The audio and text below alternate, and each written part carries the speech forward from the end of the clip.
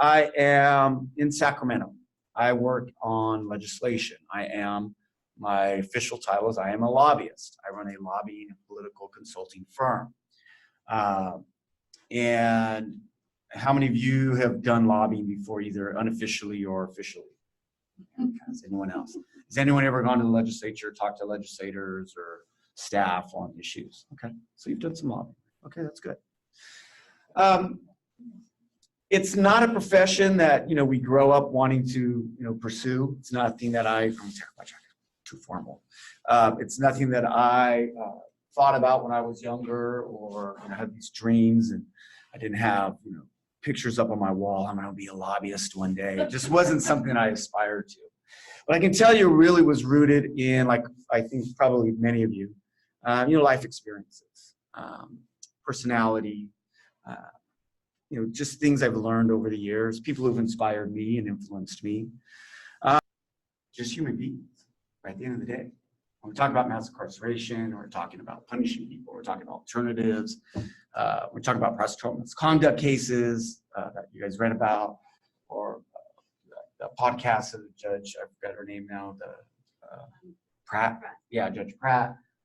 These are all human beings at the end of the day. And it's funny that all these years later, that scene still moves me, because the same problems exist in our criminal justice system. That at the end of the day, too often we are short-sighted in our policy, in the way that the justice system works. And too often we're short-sighted in just treating them like another number or another case, or as the podcast, someone said, it's just like, it's judge them by on one incident or one fact, or what's in the file. At the end of the day, it's much more holistic. Okay?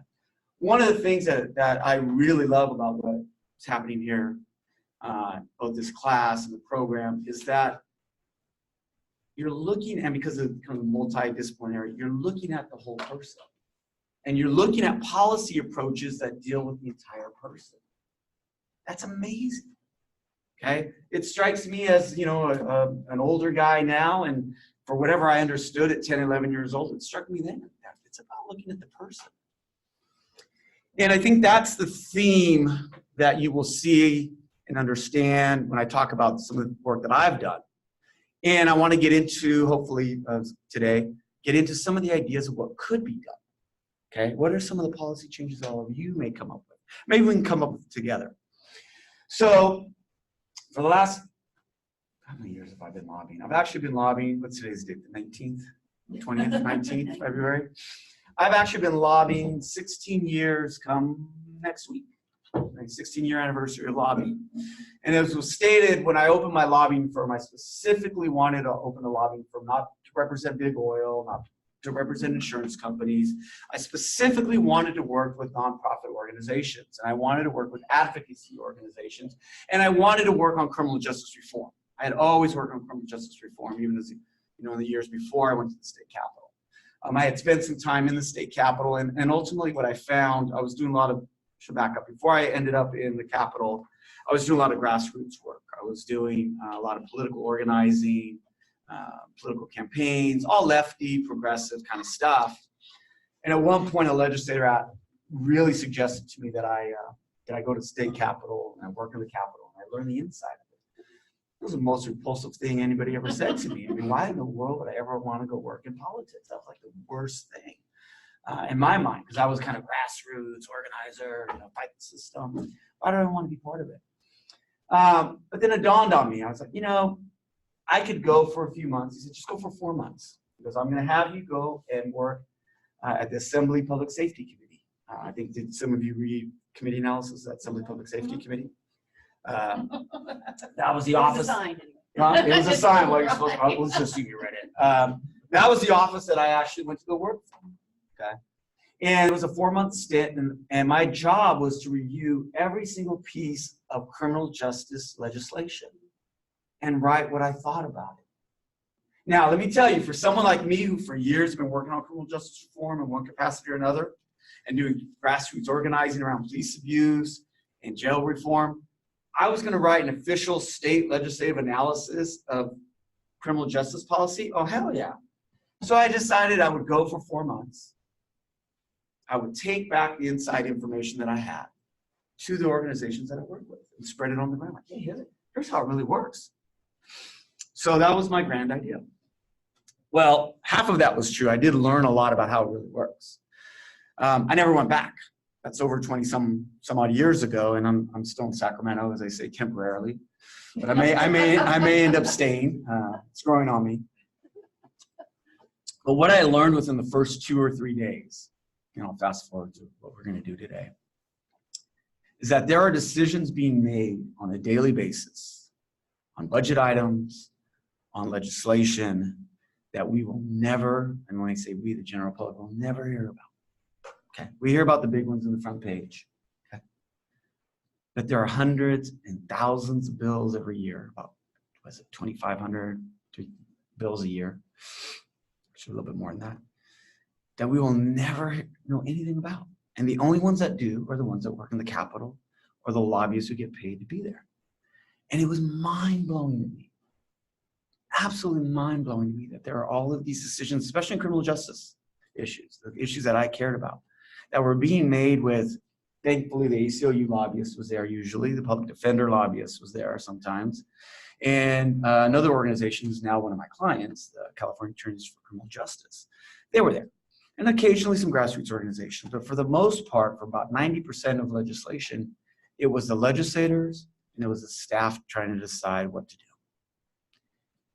And the tremendous impact those bills would have on everyday people, on the same people that, the person I saw in the movie, the people that I saw growing up, the people that, but for, the grace of God, I would have been in jail with my friends.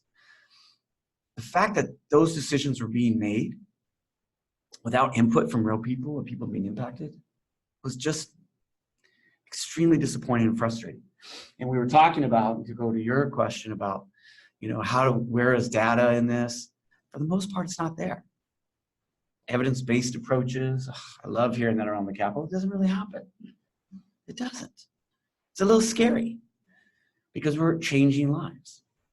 So I decided at that moment, probably about a week or two into it, that I probably wasn't going to leave Sacramento. I probably was going to stay. And I decided around that week or two that I was going to stay, work in the Capitol for a while, and then end up creating a lobbying firm where I could be a bridge between the folks on the ground and the Capitol. And I could kind of be the information gatherer, and I can explain, here's what had happened.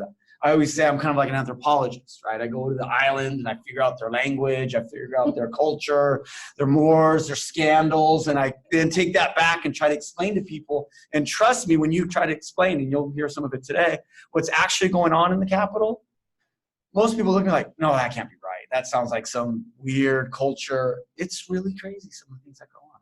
Hopefully my friends who work in the Capitol, you know what I'm saying. You won't admit it, but you know.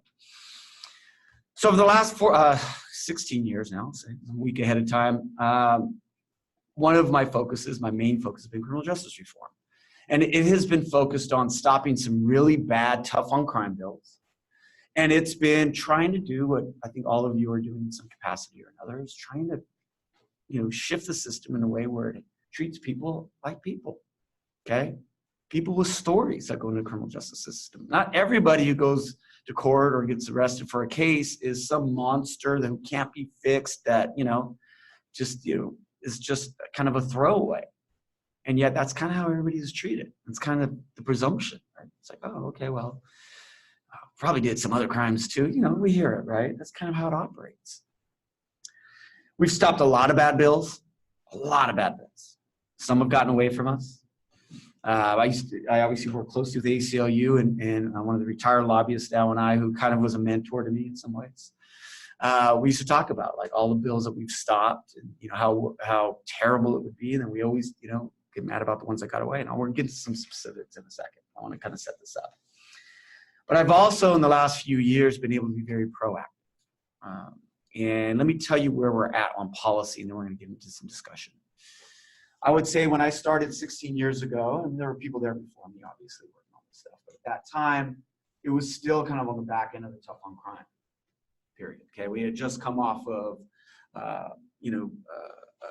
a political and cultural environment that was very, very conservative. California had just passed 3 propositions in a row right? 187, 209, 227. One dealt with immigration, anti-immigration or anti-immigrant initiative. Then there was anti-affirmative action initiative, and then there was the anti-bilingual education initiative, 3 years in a row. Also in there was Prop 21, which essentially put a bunch of young juvenile folks into adult court. Okay, when we talk about these last few years, there have been these bills that have passed to get juveniles out of adult court and out of being charged as an adult, being treated differently. That was all trying to undo what happened 15, 20 years before through Prop 21 and some other propositions, okay? So where we're at now is when I started in Sacramento, we're coming off the heels of this conservative movement. And then there's kind of this bounce of activist legislators that came in, especially in response to Prop 187. So we had the Gloria Romero's who came in, the person who I worked for, who was kind of a political activist. She was on community college board, and she was just a lefty, beyond lefty, unapologetic about it. And there were a number of other folks who came in kind of on this, you know what, we're going to be pro-immigrant rights. And we're going to fight criminal justice reform. That's kind of where, pendulum started to swing. About 4 or 5 years ago, something in my mind kind of miraculous happened in Sacramento. It was no longer just me and ACLU and public defenders and 1 or 2 other groups kind of working in very narrow issues. All of a sudden, all of these other organizations started showing up in Sacramento, working on criminal justice reform. Hey, we're going to introduce a bill on this. We're going to introduce a bill on violence. And all of a sudden, we could have meetings with criminal justice reform organization advocates and lobbyists that would pretty much fill up this space here, maybe a little bit more. Never had that before. So we're at a very, very unique time. So we're going to come up with some ideas on what we can do as far as policy changes, okay, tonight. Hopefully we're going to be able to get there because this is the time to do it. I think the last 5 years probably the greatest criminal justice reform that has happened in decades, okay, in California, without a doubt. Part of the challenge or part of the problem is it was undoing a lot of the bad stuff that had already happened. So we kind of, we went this far and we're kind of trying to come back to the middle. It wasn't necessarily that we've gone over here, okay? What all of you are doing with kind of this, cross-disciplinary approach to criminal justice is you guys are going to be the ones, the shoulders that we're all going to stand on to carry us beyond, okay? Just getting back to neutral. We're going to start moving towards treating everybody like individuals, right? We're going to start moving towards looking at each case, not as a case, but as a person. Okay, what do we do with this individual? How are we going to handle this? That's kind of where we're moving. Okay, and I kind of take all of this time to intro because I think it's important to understand where we are at, what not just me, what I've seen, but what other people have seen, and what the opportunity really is, and why we're hearing about bail reform all of a sudden. Right, that's one thing we're going to talk about. Why we're hearing about prosecutorial misconduct and doing something about it. Why we're hearing about fines and fees being eliminated, right, for criminal offenses. Why we're hearing about diversion, right, as alternatives. Why we're hearing about restorative justice, which I got a call. I'll give you inside info, right? I got a call from an office that they're looking to introduce a really big bill on restorative justice, and they called to ask me. So I'm looking at the statute, and we see that there's this language here that says the purpose of our criminal justice system says X, Y, da, da, da, da, da, and it says restorative justice in there. Do you know anything about when that got in there? And I was thinking, yeah, that was about 4 years ago, and it was about a room of a bunch of advocates. I didn't lead the charge, but I was in the meeting, and we all decided we got to very quietly sneak in restorative justice into the statute, and we did. Okay. So those are the kinds of stories I'm going to talk about so we can understand how it really works. But we're going to take all of your experiences and your thoughts and ideas, which you've been learning through these lectures, and come up with what we can do, okay? So that's my kind of short intro. I'm sure I skipped something in there, but don't worry, I'll get to it. Now let me pull out. No, I'm just kidding. My conferences. Are there any questions before I get started? Okay, questions for all of you. Mass incarceration. Okay, that's one of the things, how to reduce mass incarceration. It's right here. Roadmap. Have you guys all read this book? This is Two chapters for most. all right, have you guys read any of this? Just, yes, you have. All right. Listen to the podcast, the people who are in the chapter. So let me ask you this, and this, I'm going to go through a series of questions that just demonstrate kind of what happens in the Capitol, okay? And how complicated it can actually be when, in my mind, it should be very, very simple. Okay, just remember that. I think it should be very simple. Very complicated. What's mass incarceration? Give me a definition. How do we know that we have mass incarceration right now? Give me statistics or give me something. Okay, where? Okay. In our state prisons? Okay. State prisons? I got it. Yeah, I know I had somewhere. State prisons. Okay, where else? Is that it? There's lots of people in jail. Jails. County jails, right? So how will we know that we have successfully ended mass incarceration? What's the marker? Per capita. What would it be? When we're more on par with other modern nations in terms of per capita incarceration. Okay. And what is that? 100 per 100,000. What we were before we went crazy in the 70s. Okay. What do you think? Right? This is how we measure that we have mass incarceration. We're above this. 100 for every 100,000. What's the split? Does it matter? No. Does it matter? One answer. I would say it does, because realignment has pushed people from state prisons where conditions are in California generally better down to county jails where people are supposed to be held for shorter terms. Okay. Visiting is more restricted. Everyone know about realignment? Everyone does? Okay. Good. Good. Good luck, right? So let's say we're above this, but it's all in county jails. Is that mass incarceration?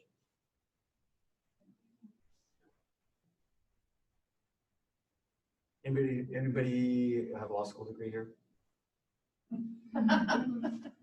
Tell me if I'm wrong on this. First day of law school, they say, we will tell you what the answer is to almost every question. Depends. That's why lawyers are paying out. That's what we're taught. Depends. Depends. All right. When Jerry Brown came forward with realignment, right, shifting people from state prison to county jails, is massive, massive change. Huge change. One of the questions was, does it matter? I don't know. Depends. Depends on what's going to happen, right? Typically, the conditions are better. Typically, you're closer to your family, your friends, right? Typically, you're closer to where you're going to be when you get out. Okay. Doesn't matter. Are you going to be in for a shorter period of time? You're going to have more services. Okay. Depends. Part of why I bring that up is that in the legislature, every time there's a question and an answer, it's usually followed by 4 more questions. Okay. That's part of the challenge. We're going to get there in a second. Okay. All right. So that's mass incarceration. And let's say,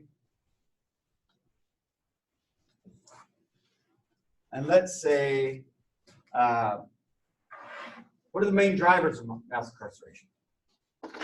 What's the main driver of mass incarceration? Poverty. Okay. I have a different thing in mind. Let's put poverty. Capitalism. Politics. Politics. Police. I like all these answers, by the way. Systemic racism. Good, good.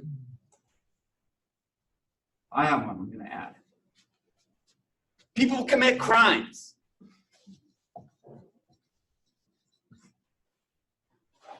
I mean, let's be honest. That's part of it.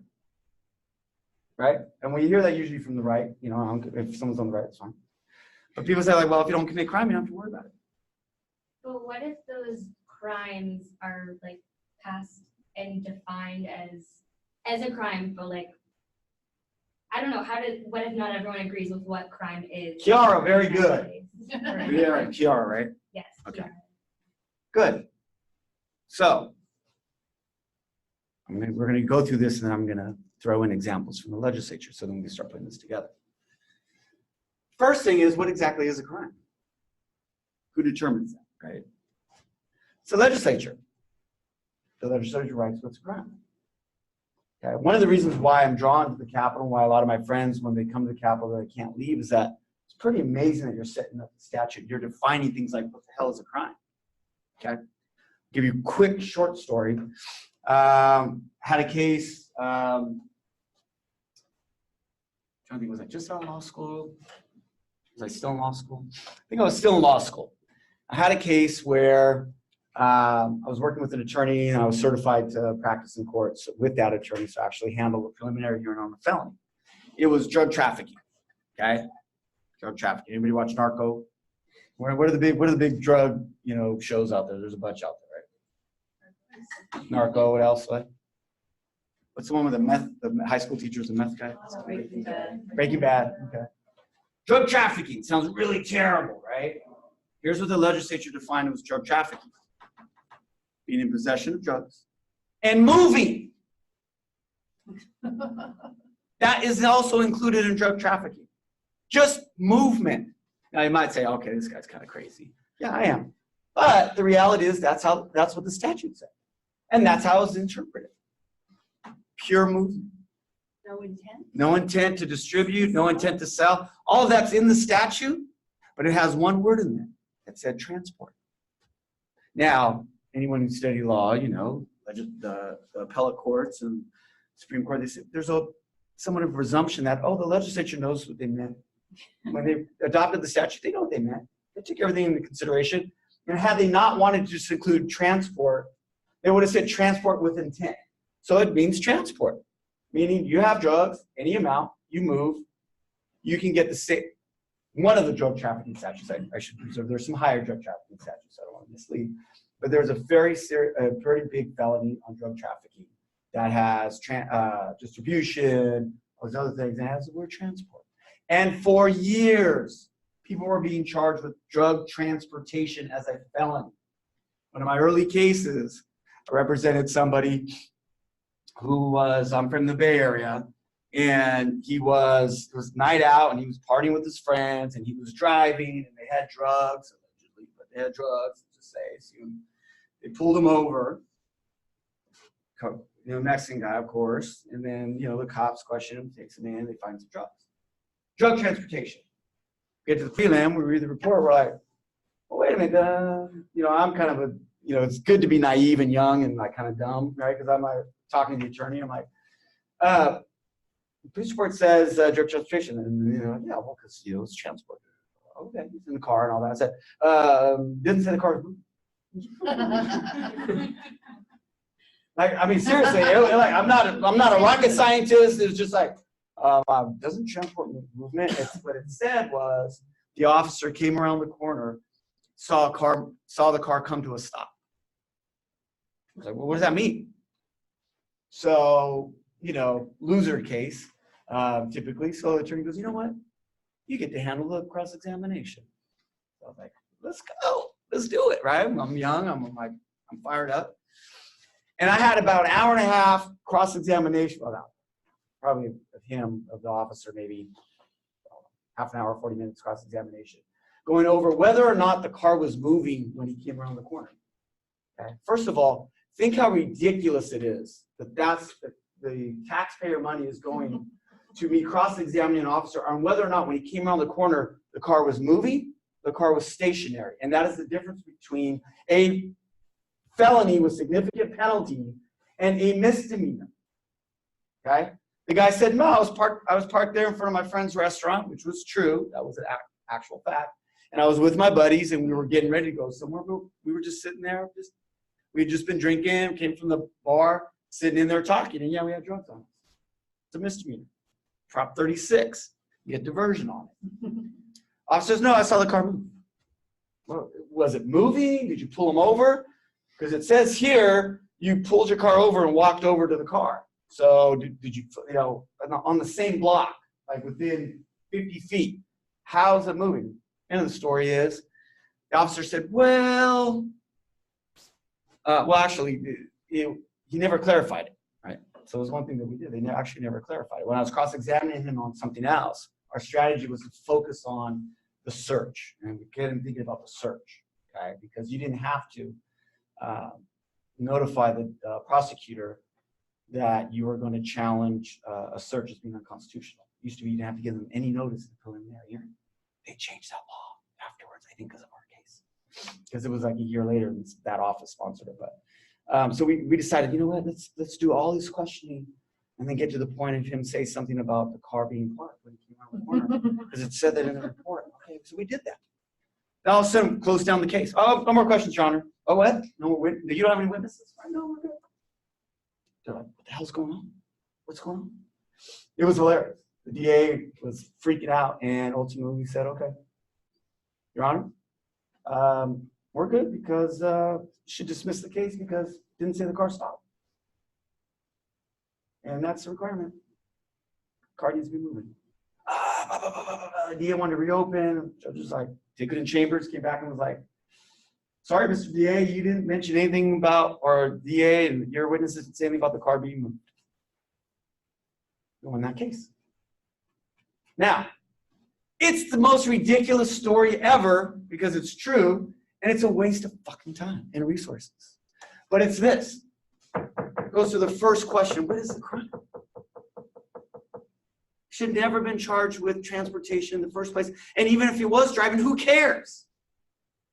It's whether or not he was distributing or selling or whether it was scales or who cares? Why? Who wrote that damn thing? Did they do it intentionally? Who knows? A few years later, when I was up in the Capitol, one of the best things I ever did, and I can't remember build numbers now because they recycle them every year, but one of the best things I ever did was, you know, poetic justice, as they say. I ran a bill, we sponsored a bill, and all we did was add the words transport with the intent to sell. Put that in the statute. We eliminated hundreds, if not thousands, of prosecutions in California by adding those words. Why? Because we're just kind of common sense, right? That's what we're dealing with in policymaking sometimes, is figuring out what's screwed up and then fixing it, okay? To get us to the point where we are reducing mass incarceration. And that's why I said sometimes it's things that you will never hear the front pages. You'll never hear about that bill. I don't remember what year it was. And on that one, you can still get drug possession, but because of California laws, Prop 36, you're probably not even getting county jail. You're going to get drug treatment, although there's no bed or there's no treatment programs, but you get drug treatment and it gets wiped off your record if you go through the treatment. So that cut off mass incarceration a bunch right there. A lot of other big things happen as well.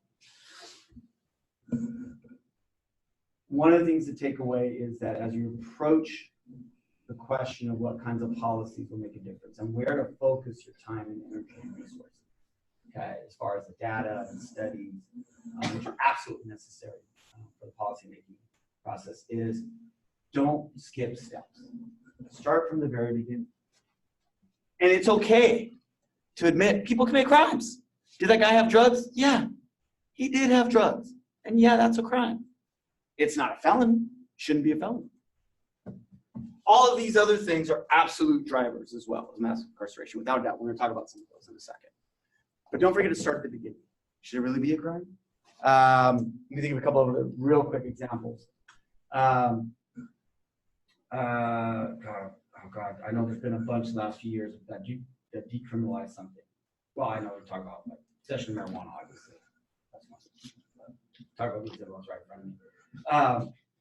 But there were others. I can't think of them right now, but I'll talk about that. But part of the policy-making process is asking the first question, well, what exactly is the crime?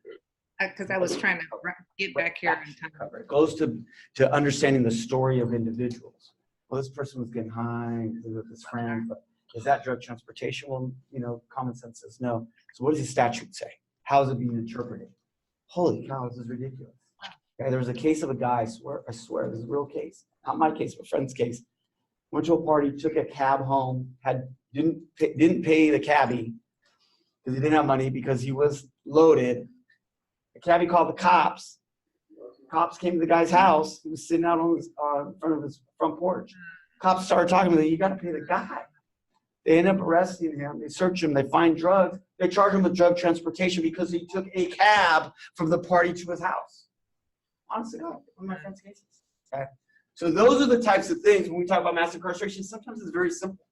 Okay, and I think dealing with policy, and I've said about 4 times because it usually takes 5 to really sink in. Sometimes it's just being very simple and straightforward. What's already there. Sometimes make the biggest changes. Okay. Sometimes we overthink it. Okay. So that's one. I got 5 minutes before break. As long as you want. So let me go through a couple of other things. So that's mass incarceration. We have some of the drivers. I mean, I would say other things that I talked about Yeah. adding to mass incarceration are the things that we sentence people for and the lengths of the sentence. Absolutely. So those are, and that's why there are a whole bunch of people locked up in prisons who are aging there for things they did 20, 30, 40 years ago. Absolutely. Oh, one of the other things that passed during that tough on crime was 3 strikes. Mhm. Okay, 3 strikes. We'll get to that in a second. I was just gonna say, it made me think of something on lengths of sentences. One of the hardest things to change in Sacramento, the length of sentences. What? Clifford or Cliff? Cliff, you're a state senator. Where are you from? Where do you live? What city? Oakland. Oakland. You are the state senator for Oakland right now. You just got elected. Well, Oakland's a little different. You just got elected by, let's say you won by about 2%. Okay. Actually, I'm going to switch it. You're in the state assembly. How many assembly members do we have? See, A there are, lot. there are numbers that you will take away from this. There are 80 state assembly members. You guys are now smarter than about 98% of those. Okay. There are 80 assembly members. There are 40 state senators. Okay. You won by about 1 or 2% over your Democratic opponent. You're both Democrats. So probably Democrat. And in the assembly, you have to run for office every 2 years. Okay, every 2 years, which means you get elected in November in the general. Your primary, and they moved up the primary now this year to March, right? So now you've been elected in November. You've been sworn in January, okay, to take office. January 1, let's say January 1, 2020, let's say. You are up for re-election in 2020, 2021. Right, 2 years, you got elected in 2019, take office in 2020. But your first primary election will be about 14 months from the time you get sworn in. So you're in re-election mode already. Does that make sense? Did I go too fast on that? Okay. So 14 months later, you're already in election mode as a primary challenger. Your challenger is going to take you on. Like, I lost by 2. I'm going to take Clifford down. I'm going to win this time. Okay. Now, someone comes to you. You're put on public safety committee. I'm your committee consultant. I'm like crazy lefty. Let's reduce the sentence from 8 years down to 1 year. Let's do it, or 2 years. You want to get reelected, Clifford? Probably. I imagine, right? There's a whole lot of people spend money on you to get elected. What are you gonna do? You gonna support that bill? Because you got, let's say is it Anna? You got Anna over here who lost to you by 2 points. Anna's like, oh, okay, you reduce sentence. Let's say it's on rape. How are you going to vote on that, Clifford? You're going to vote to reduce rape from 5 years down to a few months. Remember what happened to that judge over in Palo Alto or whatever, Santa Clara County, right? You know what I'm talking about, Judge Pesky? Yeah. What are you going to do on that? Depends. Don't answer. All right. So changing lengths of sentences is very, very difficult. Okay. Changing the crime is kind of how you get there, right? Drug transportation, right? We didn't change drug transportation, changed the crime. Okay. Petty theft. Anybody know the definition of petty theft? It's theft of property. What's the value? Less than $400. You said 400? I'm from a different state, so I don't know. Just throw a number out. Okay, they don't know. There's like a 100. Oh, from where you're from? What state? Oh, I think they have degrees of petty theft. Yeah. Michael, what'd you say? 800. 800? It's like Price is Right. You want to go over or higher? No, Price. Let's make a deal. You want to go above or over? 400. How much? 400. 400 million. All right. Answer is right now 950. Wasn't always. It used to be 400. Till ACLU and myself, with the help of others, we passed a bill to make it from 400 up to 950. There was also a proposition recently that expanded that 950 across other crimes. So why is this a big deal? So it's more expensive, so it's easy to maybe rack that up and then petty theft. True? Exactly. That's why we wanted to raise it. It hadn't been raised in I forget how many years. Cell phone is over that. Absolutely, right? Absolutely. But it's also a big deal because it's the difference between a misdemeanor and a felony. Before realignment, I don't know, realignment somewhere. Before realignment, you're probably not going to go to state prison for it, but it's a felony. Just has different consequences for you, right? So we just changed the crime. We actually changed the length of sentence. It's the same crime, but you're still in stuff. We just kind of moved it around a little bit, okay? Sometimes that's what you have to do. Change the crime itself to get to the length of sentences, okay? Teach you guys the inside how to really do it without Clifford having to lose his reelection and be the first Democrat to lose after one term in Oakland, right? One more thing on lengths of sentences. The last couple of years, legislature has actually taken an approach to get rid of some mandatory enhancements. Yeah. Okay? Make them discretionary. Okay? Commit a crime. Oh, there's some other circumstances. We're going to give you some extra time. Right? That's the enhancement, basically, what it is. We don't know anything. So instead of changing the length of the sentence, we just said, oh, instead of it being mandatory, we're going to make it discretionary. It's up to the judge. Okay? State Senator Bradford had a bill, I think it was 2 years ago, it was a firearm enhancement. Made it discretionary. I think that's what it's called. Okay? Another way to change the length of sentence without changing the length of sentence, just give the judge the discretion to decide whether to add some years to the underlying charge or offense. Does the CCPOA oppose all of these or some more than others? Or I'm going to get on the back half of what my talk I'm going okay, sorry. Great question. Okay. We're just talking about some of the things that are going on in the legislature now, and then we're going to get into it. We'll take a quick break in a couple minutes, and then we'll jump into how you guys start seeing some of the policy changes. All right. So that's another way to get the sentences. 3 strikes. 3 strikes, okay? Everyone understand 3 strikes? Now, one of the major changes, what we, and I say we, California voters did, 3 strikes. Okay? One of the worst laws in California, one of the biggest drivers of mass incarceration, right, besides all of this, 3 strikes. 3 strikes says, originally, you commit 3 felonies over what time period? You commit 3 felonies, serious or violent felonies. Let me start again, I'm tired. I'm on Vegas time. You commit 2 serious and violent felonies. Then you commit a 3rd felony of any stripe. You get sentenced to, anybody have the answer? 25 to life. That was the 3 strikes law. 2 serious or violent felonies. The third, any stripe, 25 to life. Now, within what time frame? Anybody know? Good answer. Not the answer, but good answer.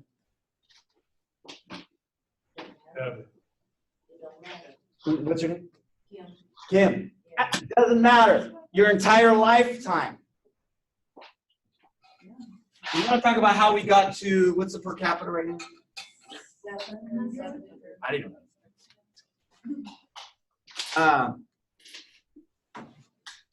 One of the major drivers was that. Okay. Case I had, 18-year-old kind of tough guy in the neighborhood, just graduated from high school in the summer, no job, no prospects for college. Dad's locked up, not an excuse, but just is what it is. Okay. He's hanging out at the local 7-Eleven down the street like I used to, different 7-Eleven, but same concept. And he used to kind of get in little scuffles. Okay. Within the same week, he knocked down a kid, took his chain, knocked down an old homeless guy who was asking for money, took 20 bucks from him. Okay? Before 3 strikes was ever passed. 3 strikes did not exist at the time. He was 18, he was an adult. Okay? Although you can get a strike as a minor. His attorney says, okay, we'll do probation, he'll plea out, 2 felonies, whatever. Probation. Right? Whatever. I think that's what they ended up doing. But he pled out to robbery. 2 robberies. Because robbery is only theft, including petty theft, with force or violence. Okay, there's other things, but mainly force or violence. Okay? So technically he used force, knocked the guy down, took the stuff. 2 robberies. Not 2 strikes, because 3 strikes didn't exist. A few years later, 3 strikes gets passed. A few years later, he gets felony. Gets arrested for felony. Non-violent felony. 25 to life.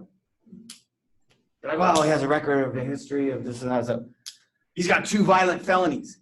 He was an 18-year-old punk who knocked over somebody, pushed him and took his chain, pushed him and took his money. $20. Like barely, not even close to that. And I mean, it's he infinite. wouldn't have been charged with felony, he pled to it. That's right. Just to get it done. That's right. Yeah, he didn't plead to a strike because it didn't exist at the time. One of the biggest changes we made in California was we reformed the 3 strikes law. Okay, required, and this is a big change. Would have changed his, I guess. A lot of people still would be affected. Change 3 strikes to say the third has to be serious or violent. Okay, still 3 serious about felonies your entire lifetime, but at least the third has to be serious or violent. Goes to my point of that the last few years we've had some major changes, historic changes in California. But all it is really bring the pendulum closer to the middle as opposed to swinging it to another side, right? Some new and fresh ideas, which is really what you guys are trying to do here, okay? So another way to reduce sentences was they changed 3 strikes. So now if you commit a 3rd felony, you're not going to get 25 to life. You'll just get what that one is. Well, you might get double because it's 3 strikes. Long story how it works, but I'm doing this over and over to give you guys a different way to look at how to approach mass incarceration, right? I'm taking you down the path of what legislators think about, okay? Now, can we do it in a way that doesn't look so bad, okay? Can we do it in a way that I'm not gonna get that mailer, right? I used to work for Gloria Romero, she didn't care, okay? When she ran for state senate, she ran against another Democrat, progressive district. They had a hit piece mailer on her about how she wanted to let criminals out. And it was like a pop quiz. You know, Gloria Romero voted for this, wants to do this. They were frankly factually all correct. She did vote for all of that stuff. She still won because people were starting to shift. But the reality is, if I brought in legislators in this room and we said, hey, do you want to reduce mass incarceration? Or I brought the right legislators, they'd raise their hand. And we say, okay, well, how are we going to do that? Can we reduce lengths of sentences? Maybe a couple of hands go up. The rest go, well, it depends. Okay. One thing that you all can do to help, and this is what we'll get into, we'll take the break now, is using your expertise and developing expertise and using your, coming up with evidence-based approaches to start thinking about it in this way. What are the crimes? What are the length of sentences? What are different ways we can get out of this? All of these are true, okay? And we can talk about how we can change the drivers and poverty and, politics that would kind of come into here, right, of what they're going to be able to do, who they arrest, police arrest, those types of things. But to get to the nitty-gritty of what happens in the legislature, you got to come up with ideas that are, I think, there should be research behind them, like we were talking about, but also that are acknowledge what the politics are and acknowledge that the pathways of getting here is going to be sometimes looking at the crime, making an adjustment, finding a different way to get to changing the sentence. Judicial discretion is a good way. Changing the dollar amount, things like that. There are ways that we can get to cutting this off. In the legislature, we don't have the benefit of having like this, whatever hour or two we're going to have tonight, is probably more conversation that I've had about what we should do about criminal justice reform.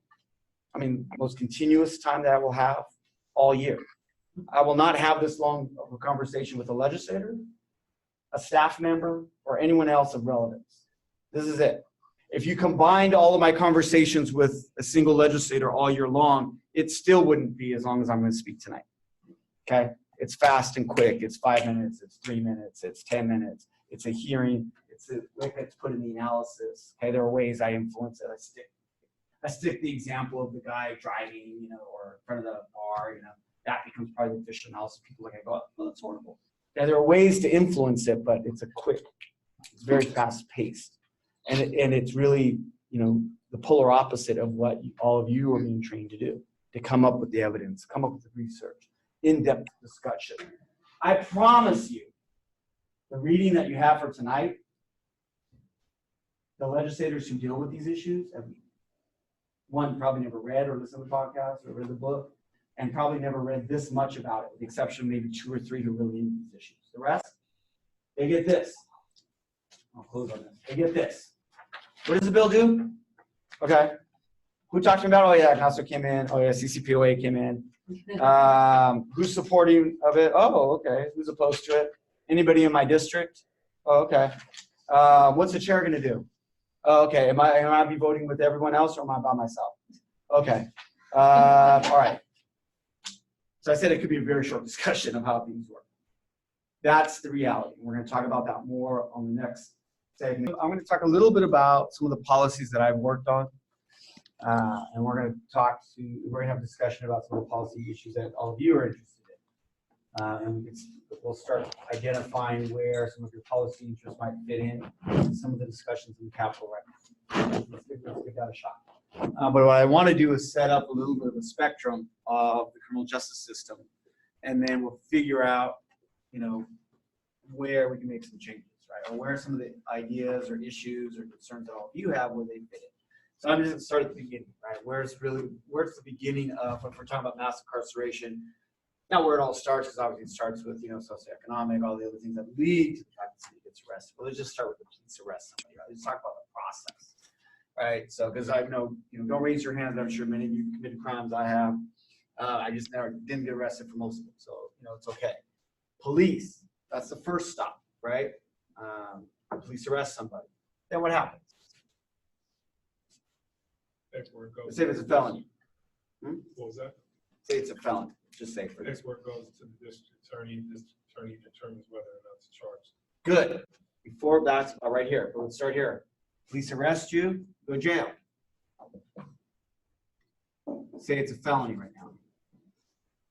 Say you get arrested, what's today? Tuesday, you get arrested Tuesday night. When do you go to court? Thursday. 48 hours, right? So you sit in jail possibly for 48 hours before you get to what they call arraignment. Okay, I want to simplify some stuff, but let's just say 48 hours, right? What if you have a job to go to? Is that Angela? Oh, no. Can't go. Well, the good news Bail. is, huh? Bail. Yeah. The good and bad news is, right, we're going to talk about bail reform. That is part of the title here. Part of the good and bad news is that, at least for this 48 hours, if they don't release you right away, you could post bail. Now, bail good or bad? Depends. It depends. Bail essentially is, does someone want to tell me? Call on somebody. It's fine. I don't expect you guys to know.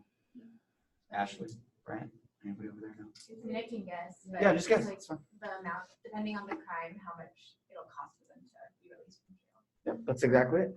Okay. There are bail schedules that are set by at the county level, okay, not at the state level. Okay, these are state crimes. Everything we're talking about is state crimes. Just keep in mind, not federal. But for state crimes, right, the laws that were passed in Sacramento, commit any of those felonies, bail is set at the county level. Okay, and this will be important as we talk about bail reform. Who sets the bail schedule? So in bail schedules, when I talk bail schedules, it's literally like a menu, right? You commit this crime, here's your bail, okay? You commit this crime, here's your bail. Who sets that? Anybody know? The courts. More specific. Judge. Close. Judges. The judges set. Okay? This will be an interesting point later when we talk bail reform. Judges set the bail for each county, and it's just a dollar amount. That's how much you're going to pay. Now, why is that? Why do we even have a bail system? Oh, actually, do I have a question. Oh, okay, go ahead. You said it's set per county, so it's not depending on like the crime. Yes, each county has kind of the menu of Oh, crimes, and but each menu is specific to that county. Okay, so you may cross county, commit a crime in one county, commit a crime in another county, you have different bails. Okay, sometimes they're similar. Why do we even have bail? Try to get people to show up for the court date. Right, but legally, let's talk legally for a second. But yeah, that is part of it, right? They're gonna release you, but there has to be some assurance you're gonna come back, right? That you actually show up to your court date, okay? But why don't they just hold everybody? They're like, you know what, we're not gonna take any chances. Were you putting your hand up?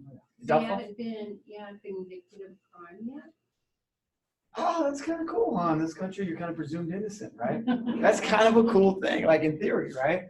You're absolutely right. You haven't been convicted of crime, so you have to be released, okay? It's in the California Constitution. I mean, there's other federal protections as well, constitutional protections as well, but it's actually in our California Constitution that you have a right to bail, okay? Which is kind of a weird thing, because it doesn't say you have a right to be released, it says you have a right to bail, okay? It's an interesting twist. Why we are where we're at on bail reform. But it's a good and bad thing, right? You got to go to a job, boom, you pay bail. Okay? Okay? Because you are presumed innocent, right? You're released. And the main thing you put up money, the idea is that you'll show up to court whenever that first court date is, and we'll get into the other court dates in a second, but at least for the first court date, right? And then you have a chance to change bail amount. How much do you pay for bail? So let's say it's a $50,000 bail. Let me pull out my wallet with my $50,000. A lot of money. 10%. 10%. Who do you pay that to? Bail bondsmen. Okay. Everybody kind of know how bail bondsmen work more or less? I'm calling somebody Ashley. I'm a bail bondsman. I don't know where they get their money. There's a lot of questions about that, but it's a different story. That's for a different conversation. Bail company, you come to me, say, okay, I'll put up the $50,000. You give me 10%, okay? You can negotiate it down sometimes, depending on, you hear the ads. But, typically about 10%. Give me 10% of this, give me 5, and I'll put up the 50,000. But you better show up to court, okay? You better show up to court. So that's what happens. So it's 5,000, okay? And if you need to get to work the next day, bail bonds will go down, process the paperwork at the jail, boom, you're out in a few hours, okay? Off to work. So is it a good thing? Well, it's a good thing to get back to your job and back to your family, right? But you're now out 5,000, or most people don't pay the full amount. Used to. Okay, so that's that. Then we get to an arraignment, and they say you actually show up. So that's a good thing. You're supposed to show up to court. You have a question, Angela? Yeah. Go ahead. Like, we'll be up here. No, it's fine. Has there always been this middleman bail bondsman, or was there a point that it became so expensive that it was necessary to have them? Good question. That's actually a good question. I don't know if I have the answer. I have to think about how long bail industry's been around. Bail was lower than so it's just like, why would it be? Sometimes policy making is so simple, right? Hold on to that. We'll come back to that. Absolutely. That's what drives me nuts at the Capitol. It can be so easy. So let's fast forward to the arraignment. They say, okay, yeah, you're being charged with X, Y, and Z, whatever it is, robbery, whatever, violent crime, whatever it is. And then they say, okay, come back. We're gonna have a preliminary hearing. Won't get into what that is, but preliminary hearing, and then, but your bail's gonna stay at 50. Okay. Now let's say you couldn't post the 5,000. Okay, you're still in custody. Okay, just a little thing. If you post bail, then they'll kick your court date out. Sometimes more than 48 hours. But if you're still in custody, you got 48 hours to get to court. Now, when we talk about mass incarceration, our county jails, and forgive me, it's not top of my head right now, but our county jails are filled with people there pre-trial. Keep that in mind. I want to say in most counties, it is more than 50% of the folks who are physically in the county jail are there before they have been convicted of a crime. Presumed innocent. But I'm in jail. Because I'm presumed. Presumed innocent, but we got to make sure you come back. You got to make sure you come back. You show up to court, so you got to pay some money. Okay. Go ahead. Have they ever thought Kiara. of a system to like You're like 5. You're like down log a here. database to like monitor them without getting into like bio control and security? Did you do the reading for tonight's class? No. Okay, I can tell. We'll get there. All right. So let me kind of move through quickly here. Get to arraignment. Let's say you couldn't pay the 50,000. You're in custody. You can't get out. Okay. So before we get to preliminary hearing, that's like evidence. We won't get into all that. But you ask the court, you say, 50,000, I can't afford it. Judge, I want it lower. Who has the power to reduce it? The judge. The judge. Okay. Now, You can I'll get tell you- released on ROR, right? You Yeah. can just get released on ROR. Yeah, on your own recognizance, or that's the other option, right? How often is that going to happen in a felony? It's tough sometimes. Sometimes you will, sometimes you won't. But it's the judge's call. Okay. Sometimes the judge will be like, hey, wait a minute. I'm going to raise your bail. Whoops. Okay. It'll be harder to get out. Now, somewhere in here, somebody said, Michael, really, Michael, you said something about the DA, right? So somewhere in here, the DA or the prosecutor in the county office decides what the charge is. Kind of important because remember what I said about the bail amount, the menu, right? More serious it is, the bail's higher. The DA has a lot of power, okay? The case I told you about where the drug transportation, the DA could have just said, I'm just going to charge him with drug possession because even if the car was moving, he wasn't selling. DA charged him with drug transportation. He has a lot of power. So we go back to mass incarceration right here. One of the pressures, one of the drivers are the decisions made by prosecutors. Okay, not just the crime. Which crime do they choose to charge based on the facts? Okay, makes a big difference.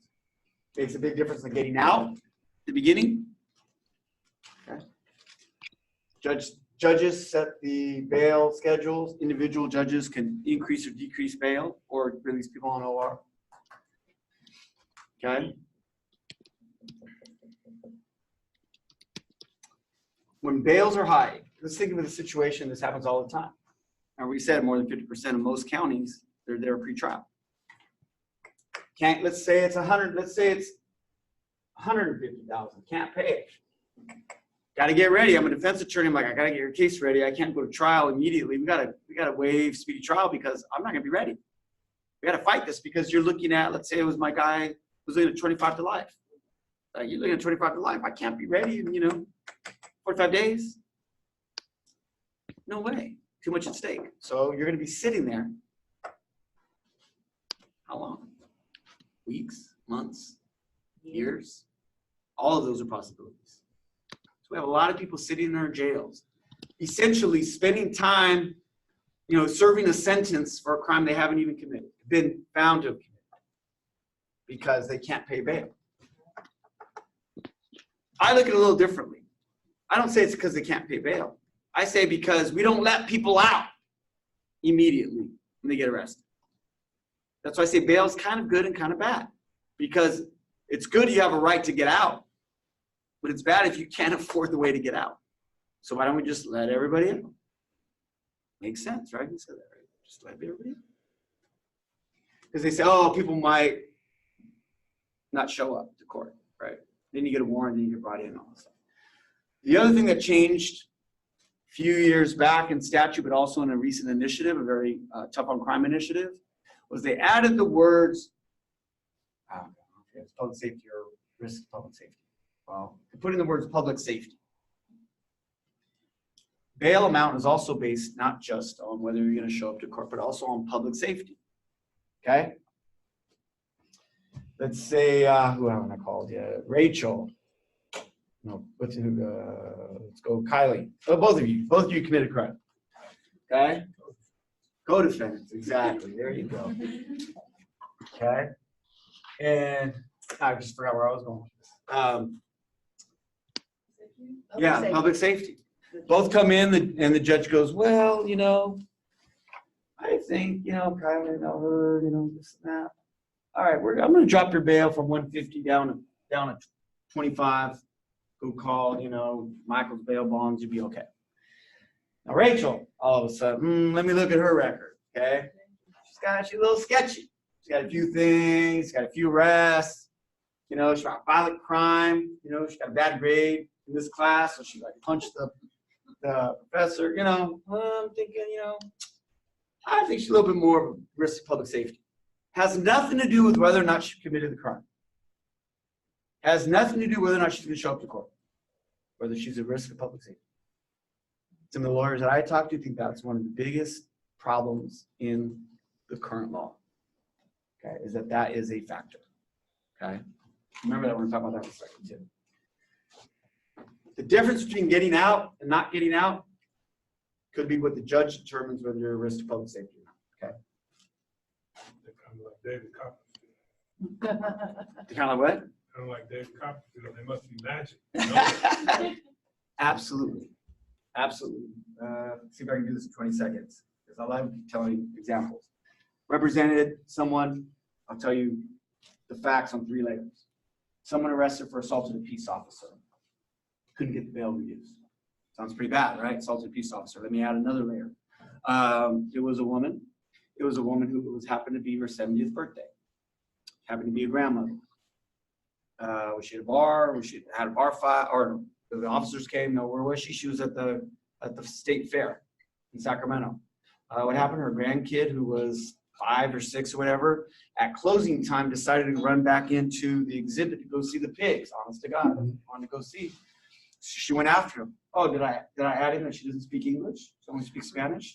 So the security guard there, the Cal Expo security guard, said, "Hey, man, you can't go." "Oh, I gotta go. My grandson." He took off in there, and he's like, "It's closing time. It just closed. It was 5:02. Literally, it was 5:02. They closed at 5 or 6:02, whatever it was. She's like, "I gotta go." "Hey, no, you can't go in there." "Hey, get off me!" Boom! She's arrested for assault on a peace officer with injury because he said he got a cut on his finger. I'm not even making this up. This is a case I had. Talk about bail. It was on a Friday of a 3-day weekend. She was arrested Friday night, which means there's no court Saturday, Sunday, or Monday. Bail was $150,000. 150,000. She worked at Campbell's Soup for 35 years. Never missed a day of work. Family called me and said, "Can you please call her boss? She doesn't want to get fired." I had to wait to get to court to try to get her bail reduced. Tuesday. Luckily, the boss didn't fire her. The DA fought me. Why? Well, you know, it's a felony. It's an assault peace officer. There's an injury. I literally said in court, because again, I'm crazy. You guys have seen it already. I literally said, I said, just for the record, I just want to be clear that the DA is claiming that my client, so-and-so, who just turned 70 over the weekend, and let me describe her, 5'2", 105 pounds, grandmother, is somehow assaulted a peace officer and caused injury. And that's why you don't want to reduce bail, because she's somehow a risk. Let me put that on the record. Okay. Eventually, I went in the chambers, talked to the judge who I knew well enough. He dropped it down. She started to post bail, not even OR. Okay. Point is, that's the kind of stuff that happens. Okay. So, well, we get into that too. So, here's the thing. Let's say it's a big case. You're looking at 10 years, 20 years. You're going to sit in prison prisons, county jails for a long time. Okay, long time before you get to trial. Okay. Then we get to trial, and trials go all kinds of wrong. I don't have time to talk about that tonight too much. There's a lot of things that go wrong in trials. Do we get the right person? Sometimes. Do we get them for the right crime? Not always. Do we get the wrong person? Absolutely. Okay. So I say all of this to talk about 3 things. I'll do it as quickly as I can. Bail reform, SB 10. Okay. There's a committee analysis that was handed out. If you haven't read it, read it. Talk about SB 10, and this is one of the most complex issues and straightforward issues that there is. Okay. 2 years ago, a couple of legislators, ACLU and a number of other organizations, introduced a bill to reform bail. Okay, bail reform. Can't give you all the insight, I'll give you a little bit. Okay. What they wanted to do was replace, the grand idea was to replace bail with, who was saying it, just, you know, some alternatives, right? Right? Okay, come back, but you got to do X or Y. You got to wear an ankle monitor. You got to check in. You got to do certain services that maybe will help people with some of these other things, with poverty or mental health or public health, you know, social services that you have to do while you're waiting trial. Okay, but at least you're going to get out, because the argument goes that if people with a lot of money get out, people with not a lot of money don't get out, and that is a major problem in our criminal justice system. I agree. Absolutely. That's the bail schedule. I mean, that's the problem with the bail schedule. Okay. So SB 10 was introduced in its original form to get rid of that and have these alternatives. Santa Clara County has a pretty good program where they look at the individual. They look at, okay, what's he or she, what are her circumstances? What can help? Is she really a risk not to show up? Well, she goes to school, she's got a good job. Okay, what circumstances of the arrest? Okay, do X, do Y. Okay, if you do these things and come back to court, you don't have to post bail. Okay, that's what the bill is going to do. Pretty damn good. Okay, pretty damn good. Now, the Democrats control the legislature. I'm going to go back. How many assembly members? 80, How many senators? 40. Very good. How many? What's the population in each of their districts? Because I can't remember. Otherwise, I think it's like 890 and half of that. About 450, something like that. So, couldn't get enough votes to pass the bill in its form. Okay. Democrats have a majority, and actually a supermajority now. Pretty good supermajority, 2/3 of both houses are Democrats. Okay, and for a little while it was 2/3, and for a little while it wasn't 2/3 when this bill was going through 2 years. Could not get a majority of Democrats to vote for it, couldn't get a single Republican to vote for it. Okay, in that form. Got stuck. A lot of behind the scenes negotiations, a lot of discussions. Okay, I was not part of most of those. I was kind of second level discussions, talking with people who were in the room. Okay. Fast forward, SB 10, almost 19 months after it was introduced, we find out, some of this I can say, find out that it's going to be amended. There's a deal that's been cut. There are going to be enough votes for bail reform. Going to get rid of money bail. Okay, sounds like a good thing. Depends. Okay. The final version of SB 10 was released to the public on a Saturday. Okay? They made kind of special arrangements for that. It was on a Saturday. Posted online. The bill was going to be heard. The date's right, is that right? Was it Tuesday? Anyway, it was going to be voted on 2 days later. Whatever it was, 2-3 days later. There's a new law now, it's 3 days, so it has to be 3 days. It's going to be voted on 3 days later, but could not be amended, not enough time. Because it was the last week of session. Okay, that makes sense to people. It's the end of the legislative year, so everything had to be voted out that week or it's dead. And there's a new proposition that says bill has to be public for at least 3 days, so can't amend it. That was it. Take it or leave it. I heard about it for about 2 weeks. There was a deal, but they didn't release it until that Saturday before they were going to vote on it. Okay. Turned out a little bit different. Turned out that it was, and again, depends, good and bad. It was going to get rid of money bail. No more money bail. No more money bail. Okay, no more, like, I can't afford it. Oh, I should back up. There was a provision in SB 10 early on. It retains some portion of bail because it's in the Constitution and there's a question of whether you can get rid of it without a 2/3 vote or without going to the ballot. Okay. I'll tell you how they got around it. Clever. So there was bail in there, but it said bail could only be set at an amount that the individual can pay. So not by crime, not the menu item. It's like, oh, okay, how much can Anna pay? How much can Kiara pay? Oh, Ashley, okay, you got all kinds of money, so you're paying more.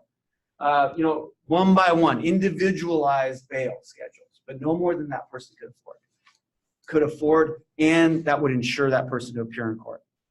Okay, kind of a cool concept. There are cases in front of the state Supreme Court right now, and federal courts right now, looking at that specific question. Should that be the cap on bail? It should only be as much as you can pay. Who determines how much The they court. can pay? The judge. So do they look at like income and their? You have to present information. The defense attorney would say, well, here's what you can pay. A lot of questions unanswered on that. But that's what was in the bill. At the end of the day, the final version of SB 10, very controversial, at least for me. The individualized bail was out. Money bail was gone, completely gone. And instead they said, okay, we're going to set up risk levels.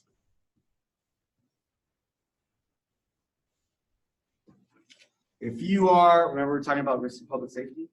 Risk level has nothing to do with whether you committed the crime. Risk level has nothing to do with whether or not you're going to show up in court. Huh? Other people committing crimes? All right. What is your risk level? Okay, coming back or committing a crime. The good news for us criminal justice reform folks is that for the low level folks, you're going to get what someone said OR. You're going to get released. Okay, it might be some services. You might have to promise to do X or Y. You know, and this is important here. You might be required to go speak to someone about certain social services, mental health services, things like that. You know, kind of get services to people who might need them early on. It's actually a really good thing. Okay, and a lot of county jails are doing that now, or a lot of counties are trying to do that through probation, through early on in the process. So that's actually not a bad thing. But then there's mid, and there's high. The basics are, if you're in the high risk category, you're not getting out that 48 hours. You're going to court. So remember we talked about, we talked about 48 hours, you might lose your job. If you're in the high risk category, you're not getting out. One of the questions I had was, well, I had this woman that worked at Campbell's Soup. I literally asked one of my friends who was working on this. I said, she worked at Campbell's Soup, was charged with assault on a peace officer. Felony, violent felony at that. Okay, could have been a misdemeanor, but they charged her with a felony. That high risk? The way SB 10 was drafted, because I won't quiz you, because if you read it, you would know the answer. Probably, because it said any violent misdemeanor or felony would be in the high risk category. Okay, a little bit of a shorthand, but for the most part. Okay, so you at least have to get to court. And then you get to court, the judge can say like, I'll let you out with some services. They can do that. So that's good. But that first 48 hours, a little risky. And that's when I would bring up, well, that might not be good for certain people. Because at least, even though it's super expensive, at least there was some way to get out. Maybe, if you could afford it. Not always, that's the problem. Layered on top of that was pre-trial. That was just before arraignment, just that first 48 hours. And I'm going to skip some of the details just because there's a lot in there. But pre-trial, if you're high risk, and there's some other factors, there is a presumption that you will be detained pre-trial. Completely. Okay? Completely. Now I'm giving one side of the story. I will give the other side in a second. Okay? Because I did not like the final version.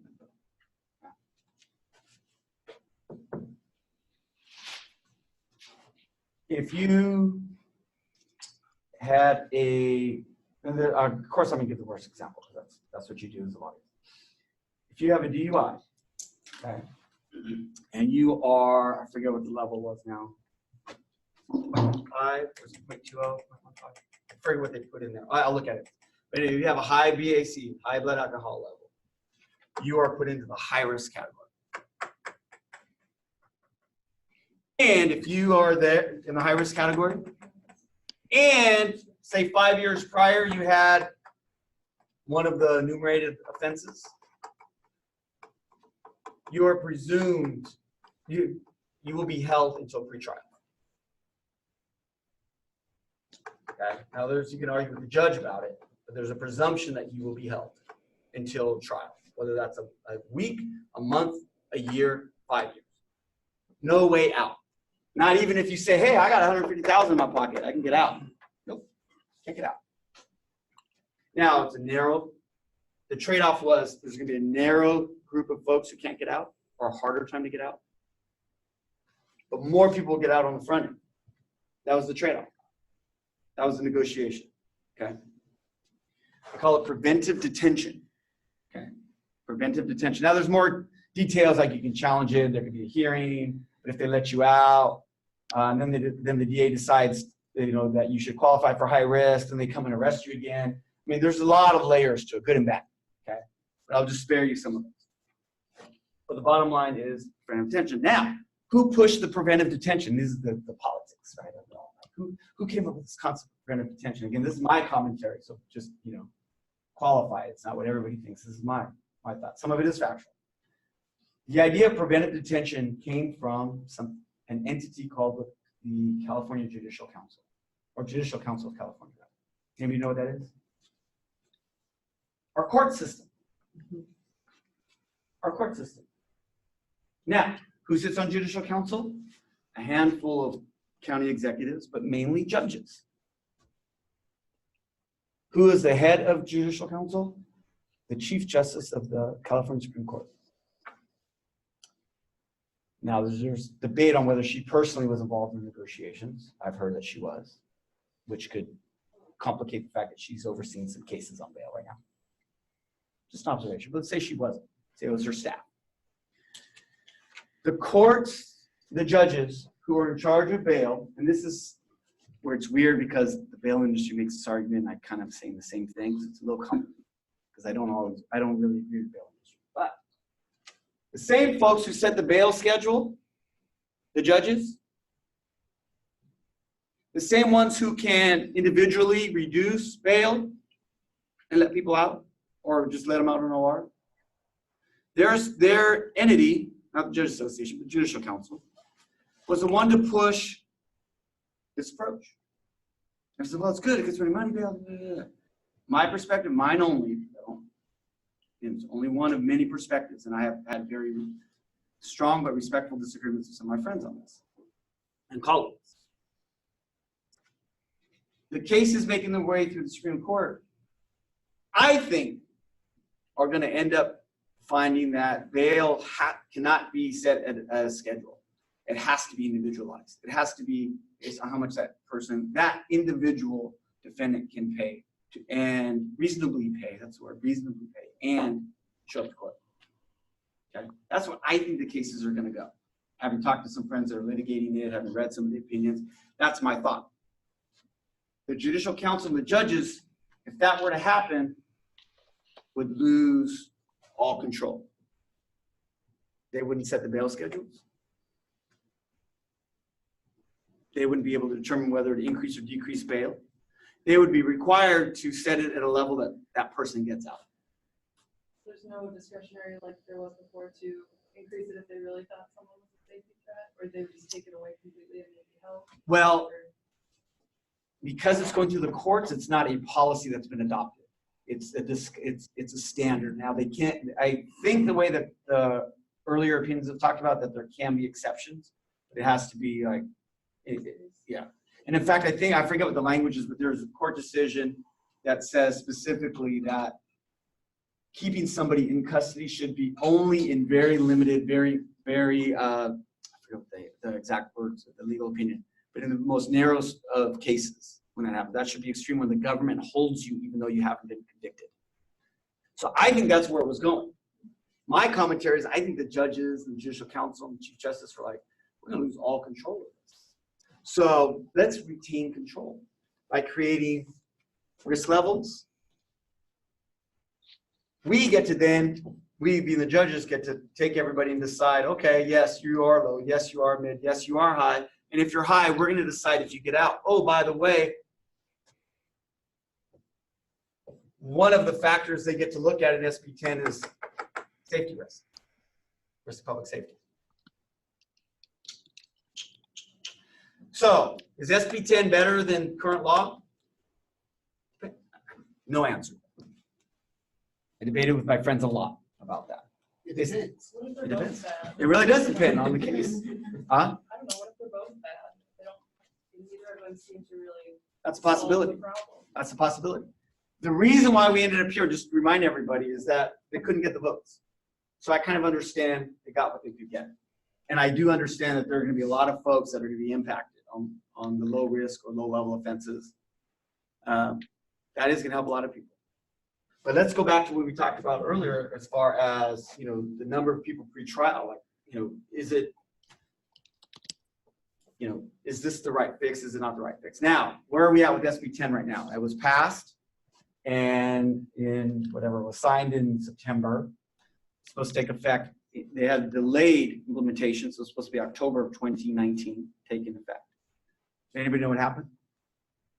So the bail industry, we have a lot of money, and we're going to be put out of business, cobbled their money together and decided to file a referendum. In fact, the day after the bill was signed, they filed the Secretary of State a referendum, which means they collected signatures, and they were able to collect enough signatures to qualify a referendum on the November 2020 ballots, which will put to the voters the question, should SB 10 be repealed or not? In the meantime, legally, SB 10 is put on hold. So it is not in effect. So we don't know what's going to happen until November 2020. So what happens between now and then? Same old same. Okay. I bring this up because it's an intersection of poverty, it's an intersection of employment, affordability, presumption of innocence. It's where our system goes totally screwy. Okay. But at the same time, let's say Clifford's running for re-election or running for election the first time, and he was a judge. And he comes in, I bring in my sob story Campbell soup person, and I'm like, hey, can you just like waive bail? Because, you know, she has no money. It's a liquidation bill. Blah, blah, blah. They're like, okay. Lo and behold, turns out grandma decides to get out and starts beating up people. Turns out grandma's actually one that likes to get out and like start a lot of trouble. Turns out she really is kind of a bad woman. Why in the world did Judge Parker let her out? Okay? Those are the realities, right? Okay? We can make decisions in this room on what policy should be. Okay? But then the ones that have to make decisions, they have to weigh out other things, right? Judges, even though I kind of was a little critical of judges, they have a tough job too, right? I mean, look at what happened in the Pesky, right? In the Stanford student, right? The rape case where they gave him probation or whatever they did. And that judge got kicked out. The one thing I always tell my friends is like, what's interesting about that case is that was the recommendation of the probation department. He simply went with that. As I understand, the judge simply approved the recommendation from probation of what the sentence should be. So he didn't go off on his own. Now, I don't know if that's factually true, but that's my understanding of it. But the fact of the matter is, there are all these people in decision-making positions who have their own risks, professional risks. Okay. So if we go back to what we started off, mass incarceration and all this other stuff, this is all just getting out before trial. It's not even being sentenced longer. It's not even being convicted of the crime. Is it the right crime? Is it the right person? This is all just getting the hell out of the county jail before you go to trial. And I said most counties just fill them up. Two things. I'm going to shift gears unless there's questions on the bail stuff. I think it's fascinating, and I don't think there's an easy answer. Okay, I think there are easy approaches, right? Reduce the bail schedules, right? That's what you said. Just reduce the damn bail schedules. That's what I'm talking to my clients about. Well, just in the meantime, reduce all the bail schedules. So there are simple things like that might be done, but then you were, well, what if it's too low? We're going to let people out. So some people still can't afford that. So it's still based on how much wealth you have, and that's not fair to poor people. Absolutely, that's all true. Why don't we just let everybody out? Because they are presumed innocent. Well, then they go out and commit another crime, right? I think even in the podcast they asked the judge, did anybody ever go out and commit another crime? Oh, no, never commit another crime. Yeah, that's the risk, right? You let somebody out who was arrested for a violent offense. They go out and commit a violent offense while they're waiting for trial. Everyone goes like, why the hell are they on the street? And then, do you want to tell any of your friends at a dinner party when they go like, yeah, they went out and killed somebody when they were waiting pre-trial because they let everybody out pre-trial? You're like, yeah, that's because everyone's presumed innocent. That person should have been out there. Do you want to be that one to say that? Of course not. Think the legislators want to be that person to be like, oh yeah, well, we supported that because complicated. It's complicated stuff. Let's talk two last things. Probably way over time. Because I promised I would, and I probably should. So on mass incarceration, let's talk about the DAs. Sometimes they get the right people, sometimes they're in too long. Sometimes they get the right people, sometimes they're in too long. Sometimes they get the right people, they're not in long enough. Okay? Sometimes there's more work that needs to be done in the jails and the state prisons so that we help folks when they get out, right? So they don't come back in, right? That's where a lot of, probably all of you are interested, or like that part of the process. And that's really, really key, because recidivism is huge, right? We can kind of predict who's coming back. The biggest predictor as far as folks who go in, if I remember correctly, are folks who are arrested as juveniles. That is the largest predictor or easiest predictor of who's going to be arrested as an adult. They've already been arrested as a juvenile. I think a lot of folks need to be there. Because again, I'm not really smart, but if that's the highest percentage of recidivism, maybe if we reduce that, we'll have fewer people. I don't know. It seems pretty simple to me. But let's talk about when the DA gets it wrong. The wrong person, okay, we were talking about, because I do some work for, and last time I spoke here, I brought a friend of mine to speak who spent 17 years in state prison for a double murder committed in LA. Okay, he spent 17 years, gave a life sentence. Oh, it was life sentence plus 50 years. So they were going to make sure he wasn't getting out for double murder. Turned out, didn't do it. But it took 17 years and some really crazy circumstances, which you will see in the movie that will come out in a couple of years. I say because it will come true. He's coming to speak. Oh, he's coming to speak, right? He is incredible. He is incredible. I brought him to speak with me last time. I was like, oh, I'm supposed to speak, but basically I'm going to have you speak, but you did. He's incredible. Took 17 years for him to get out. Now he's spending a lot of his time working on pushing policy changes in the legislature. So he and I team up quite a bit. I just talked to him on my way over here. And he also started an organization called Exonerated Nation to work with the wrongfully convicted when they get out. Because it's a different kind of mental health issue when people come out of prison when they didn't commit the crime in the first place.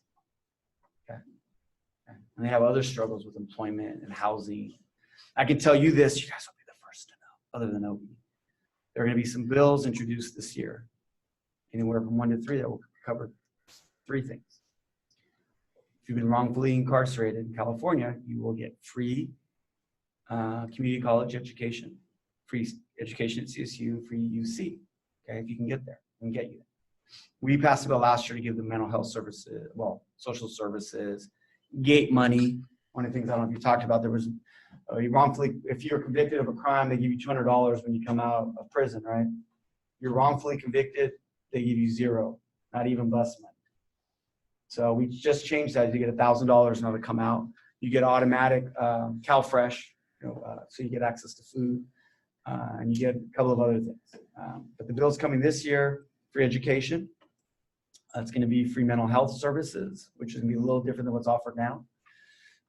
Thanks in part to the work that's been done with some folks through here, that we figured out that this would be a really, really important issue. And then the third part is going to be, and this is going to be really huge, it's probably the leading problem for exonerees. It's going to be free housing, for a housing voucher for at least a year, 6 months to a year. We're talking about that right now. Okay, those are 3 bills that will be introduced, I think, at the end of this week.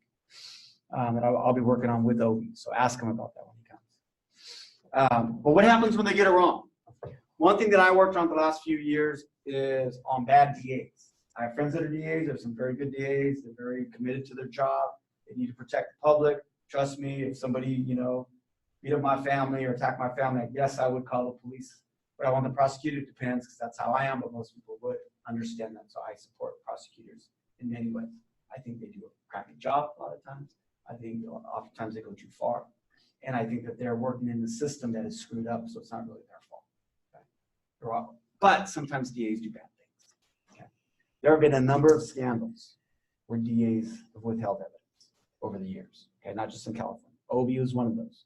They withheld evidence that that the main witness was actually somebody who was getting paid off by the cops. Okay?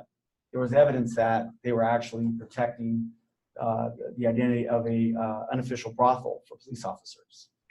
Oops, the DA didn't provide that information to the defense before trial.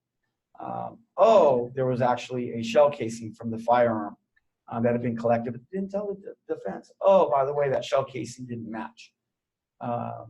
The firearm, all these other things, but it was withheld. So what happens with bad DAs?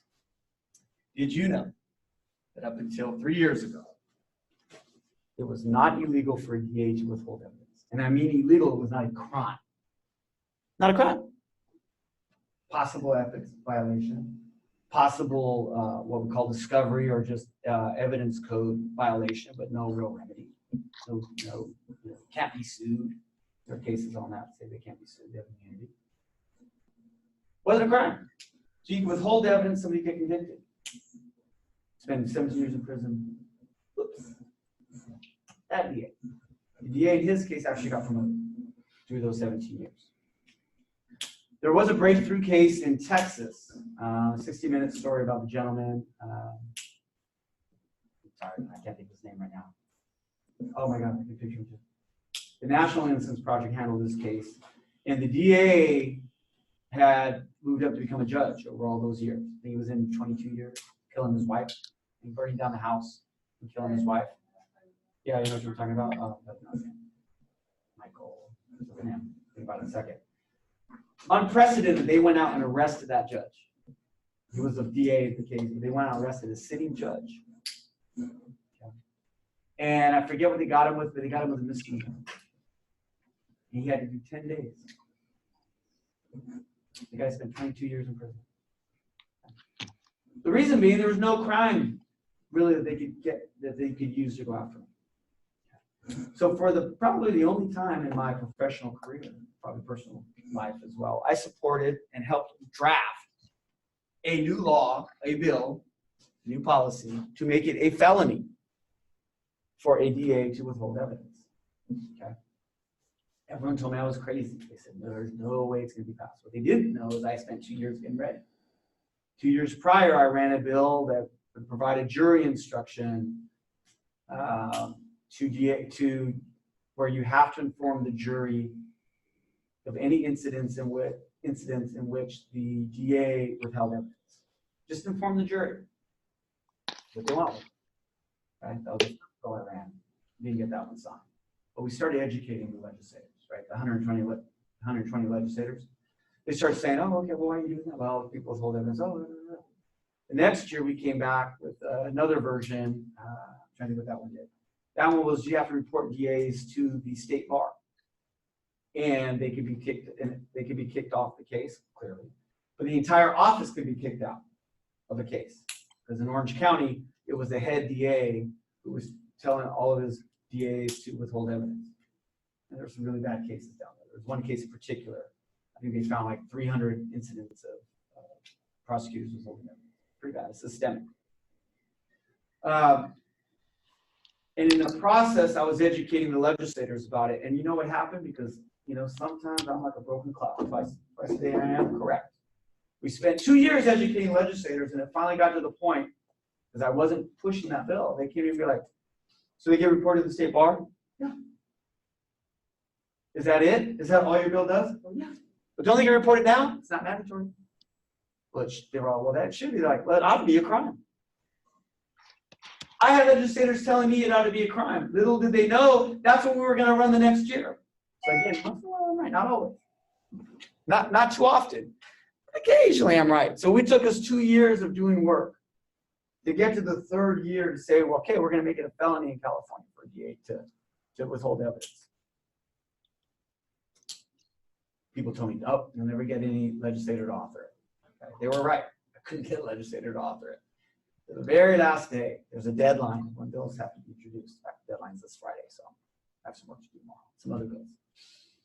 Change sentences. I got the one legislator who, I love her, she's great. She beat an incumbent Democrat. It was the wildest story. She raised, I forget what it was, like $2,500. She beat a sitting assembly member. She held tamale sales. She made tamales and sold them to raise money. She barely, not that she barely spoke, she speaks with a heavy accent. I say that, it's just a fact. Wonderful person. Got made fun of because of that. But somehow she won the election. It was like a warning shot to all the legislators, like, hey, don't assume that you are always going to get reelected. She won. She was up for reelection. She was going to be taken out because all powers that be in the Democratic Party were putting money behind the opponent to bring the guy back. She agreed to carry her bill because she was like, what the hell do I have to lose? I'm probably going to lose anyway. I'm going to fight for something. So she did. And people made fun of me. Oh, you had to go to her. Patty Lopez. I will always thank her for that. So, you know, Patty Lopez. Hmm? I said, damn right. She's doing it. Oh. Just a lecture. The bill that people said would never happen, got on. It passed unanimously in both houses, Democrats and Republicans. I guess I have to go. Because we spent 2 years. That's not because I was right, but it took me 2 years to be right. And by then, staff and the legislators were like, holy crap, you're right. 20 minutes. Did I have the evidence? I had some stories, We'll go in 20 right? We brought enough cases, right, that we could show, look at all the times it's happened.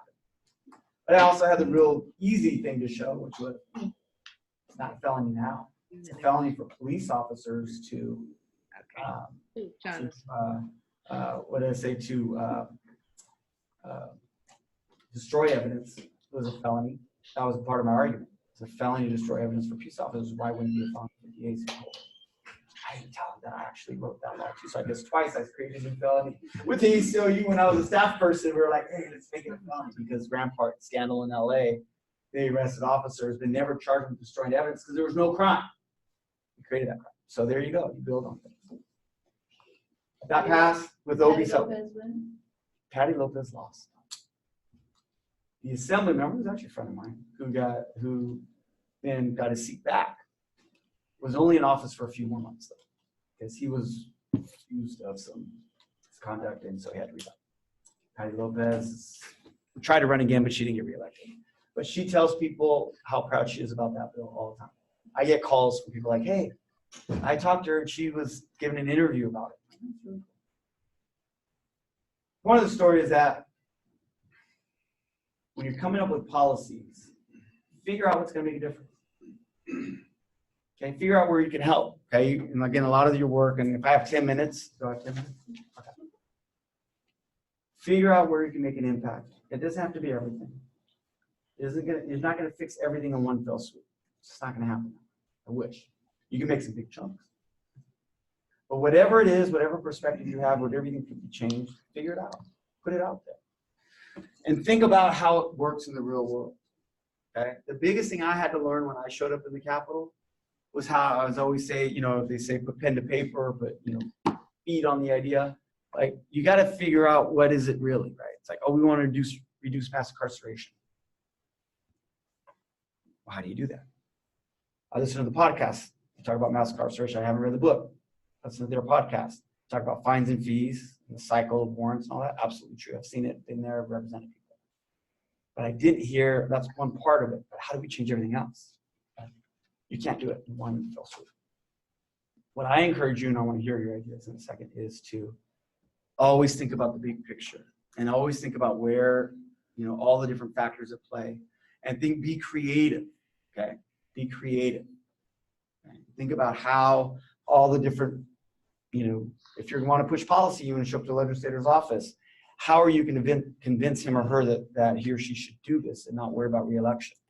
Right? That's what I had to do.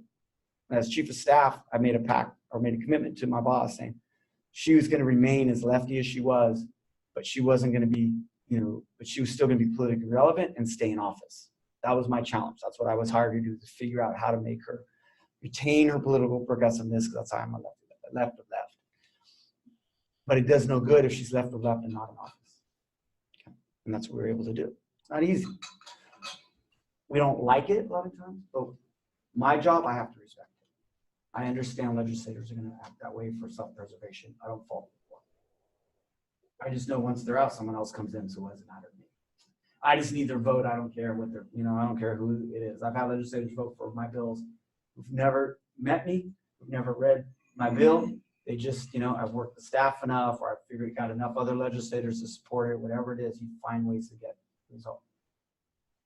So put feet on it, meaning you might have broad ideas, but figure out specifically what that idea is and figure out how a legislator will actually support it. How do you package it so they'll understand it? Okay. Okay. I'm smart enough to know what I don't know. Okay. I brought in Obi Anthony when I was trying to get my first bill passed because I couldn't get my votes. I was very convincing. I'm a very good advocate, but I couldn't get the last votes. You know why? Because I didn't go through it. I brought Obi, who sat there face to face with these moderate Democrats who didn't want to vote for our bill. This is our first year doing the prosecutorial misconduct. And he said, I spent 17 years in prison because the prosecutor had evidence I was innocent and didn't turn it over. Let me tell you my story. Not only do we get legislators to change their vote, they went out and recruited other legislators to vote in favor of it. Okay? So you got to figure out how do you bring life to the policy.